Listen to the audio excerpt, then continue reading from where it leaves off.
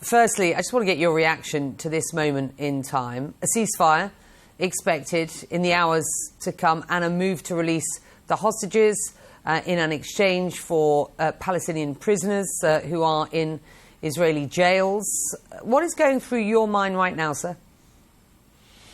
A deep, deep sigh of relief, Biki, that finally our people in Gaza are going to at least see the end of this unprecedented mass murder, mass starvation and mass destruction, the genocide that has been in real time in front of the world.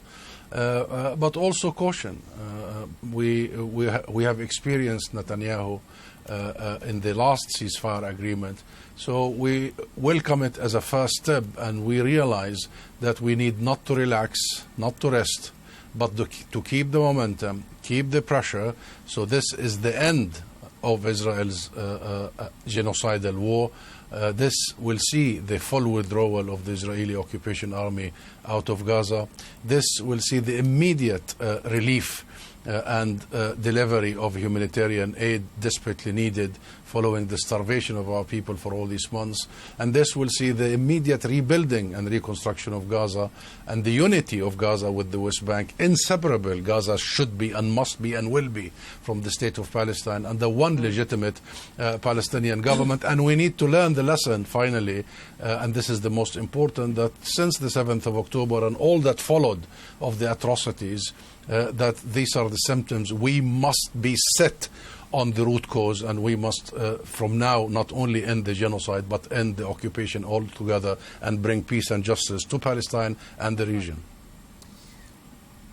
Well, this is the first phase of a roadmap, as it were. It is, as you rightly point out, too early to call an end to this war as it stands at present. Certainly so many people want to call an end to this war, but let's be quite clear, we need to see more detail at this point. What is your understanding of whether Israel has given Hamas any assurances that it will permanently stop fighting and withdraw fully from Gaza?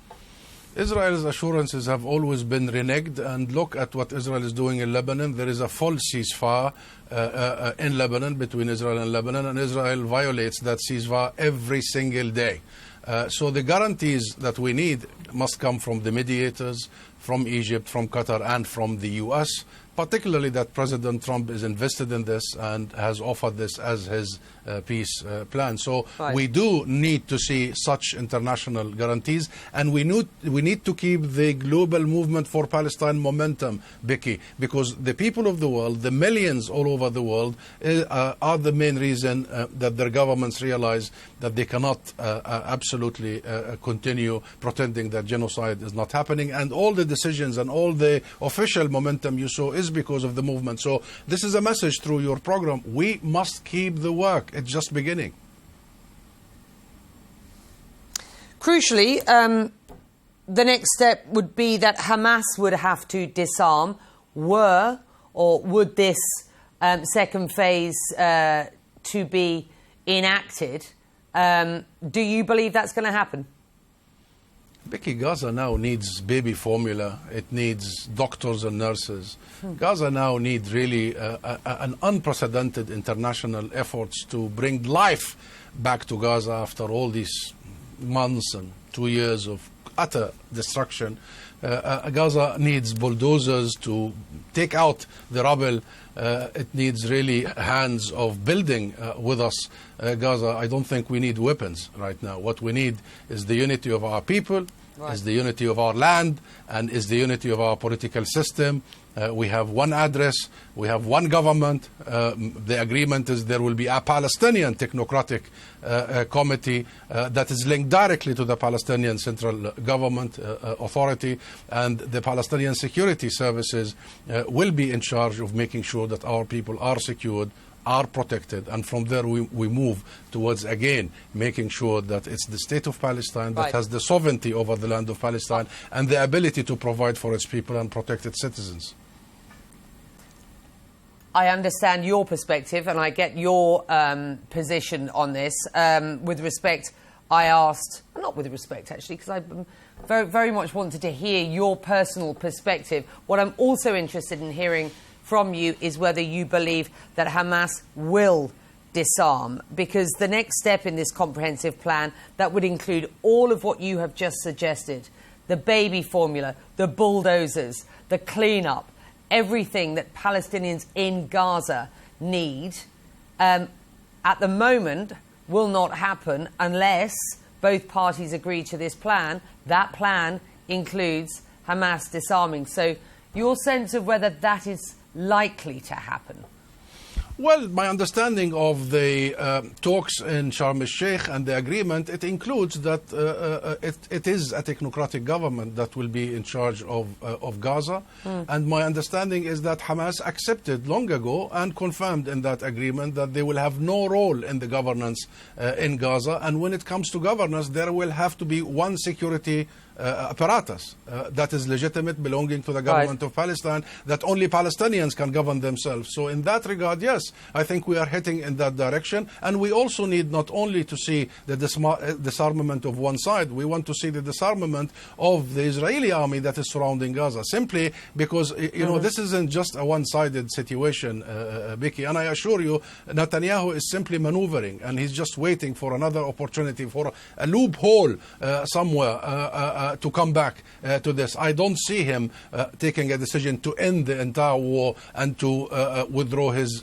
forces. I see him maneuvering to bring back the hostages, the exchange of detainees, and then from there, God knows what he has up his sleeves. And that's why we want to make sure that while we take that deep sigh of relief, we also keep that pressure, that work, to make sure that we keep going in the direction of ending the whole war and to swiftly go in the direction of what President Trump's plan has offered, which is the right to self-determination of the Palestinian people, which is statehood. And therefore, that's exactly where we need to focus our efforts rather than gritty, nitty details here, because this is what Netanyahu and Israel always divert us towards, the gritty, nitty details. This is time to end the occupation once and for all. The problem is that Israel's stated goal is to annihilate Hamas, whether you agree that that is ever possible or not. That includes the disarmament, the complete disarmament of that organisation. Look, I get where you're positioned, and you have explained why you think agreement to not be in governance going forward, which would also include decisions about security, might be the way of answering that question. Look, you know, there is much hope that Donald Trump's the leverage that the US clearly have under Donald Trump and his administration will be really used going forward, not just in this first phase. His plan calls for a board chaired by him and to include Tony Blair, for example, to oversee Gaza. And I want to quote their plan here. Until, quote, the Palestinian Authority has completed its reform program as outlined in various proposals, including President Trump's peace plan in 2020 and the Saudi-French proposal of late, and can securely and effectively take back control of Gaza. Now, I just wonder what you believe those who have drafted this roadmap believe and have accepted and supported this roadmap. That includes the Arab states in this region. What those steps for reform are of the Palestinian, of the PA as you understand them. And is this plan workable going forward? Is it feasible? Is it realistic?